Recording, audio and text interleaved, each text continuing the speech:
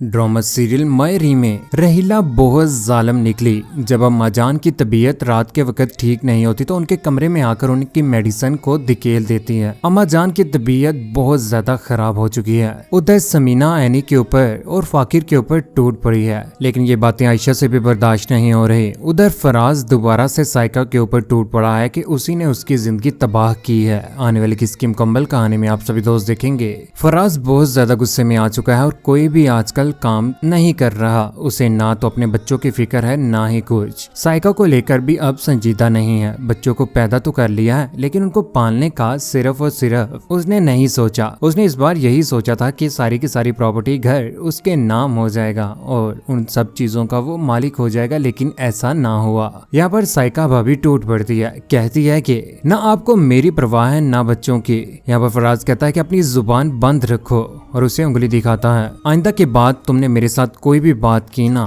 तो मुझसे बुरा कोई नहीं होगा। मैं तुम्हें छोड़कर यहाँ से कहीं दूर चला जाऊंगा। उसकी ये बात सुनने के बाद यहाँ पर साइका परेशान हो जाती है कि किस तरह का शोहर है, अपने कामों से भी भाग रहा है। उधर एनी जिसके साथ सारे घर वाले बिल्कुल भी अच्छे तरीके से बात नहीं कर रहे। जब से फहमी पप्पो ने सब कुछ बताया उसके बाद तो वो अकेली होकर रह चुकी है, अकेली परेशान है। जैसे ही फाकिर ऑफिस से घर वापिस आता है तो उसे बातें सुनाना शुरू कर देती। कहती है कि मेरे साथ तो आजकल कोई बात भी नहीं कर रहा। सभी लोग ना मुझे घर में गुनाहगार समझना शुरू हो चुके हैं। सबकी नजरों में ना मैं एक मुजरिम बन चुकी हूँ। तुम्हें परेशान होने की कोई भी जरूरत नहीं है। मैं समझ सकता हूँ तुम परेशान हो। बेहतरी इसी में है कि रात के वक्त हम डिनर कहीं बाहर ही करने जाते हैं। उनकी बात सुनने के बाद यहाँ पर एनी खुश हो जाती है और रात के वक्त अच्छे तरीके से तैयार होने के बाद जैसे ही वो गुजर रहे होते हैं तो यहाँ पर उनका आमना सामना समीना के साथ हो जाता है। फाकिर की माँ को तो ये बातें बर्दाश्त ही नहीं है कि फाकिर आजकल एनी के साथ जुड़ा हुआ है। यहाँ पर वो बोल पड़ती है, कहती है कि कहाँ पर जा रहे हो। वो अम्मीजान खाना खाने के लिए जा रहे थे।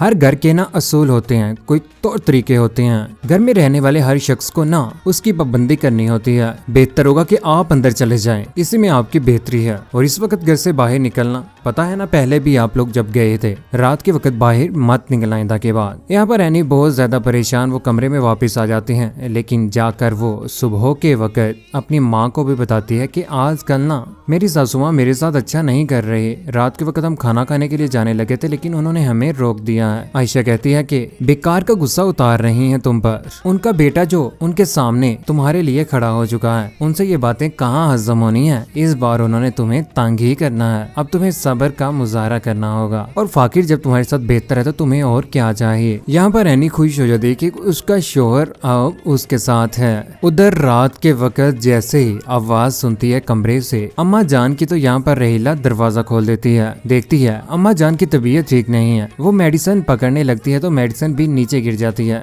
कमरे में जाकर यहाँ पर तो वो बहुत बुरी हालत में होती है। अम्मा जान नीचे गिरी हुई मेडिसिन को पांव मारकर वो आगे धकेल देती है। अम्मा जान मेडिसिन मांगने की कोशिश कर रहे हैं, लेकिन वो कमरा बंद करके मुंह बनाकर कमरे से बाहर निकल जाती है। लेकिन अम्मा जान वहाँ पर बेहोश। अम्मा जान आने वाले वक्त में अल्लाह को प्यारे होने वाली है, लेकिन रहीला जितनी जालिम औरत इस दुनिया में हमने कभी देखी ही नहीं है। कि एक इंसान मर रहा है, उसे मेडिसिन की बहुत ज्यादा जरूरत है, क्योंकि अम्मा जान को शदीद बुखार हो चुका हुआ था। अम्मा जान को मेडिसिन भी नहीं दे रही। मरते इंसान के मुंह में पानी भी नहीं डाल सकती रहीला। इतनी जालिम है रहीला। लेकिन आने वाले वक्त में रहीला का बुरा अंजाम तो होगा ही। फाकिर यानी एक दूसरे के साथ खुश रहना शुरू हो जाएंगे, लेकिन अम्मा जान जिनकी तबीयत इस बार ठीक नहीं है अल्लाह को प्यारी भी हो सकती हैं। आने वाले वक्त में फाकिर और एनी का बेबी भी इस दुनिया में आ जाएगा। फाकिर इस बार कारोबारी मामलात भी खूब अच्छे तरीके से चलाने वाला है। रहीला का बुरा अंजाम कौन कौन देखना चाहता है, अपनी कीमती राय का इजहार नीचे कमेंट सेक्शन में जरूर दीजिएगा। चैनल को सब्सक्राइब करने के बाद बेल का बटन जरूर दबाइएगा। अपना ख्याल रखिएगा, दुआ में याद रखिएगा। अल्लाह हाफिज।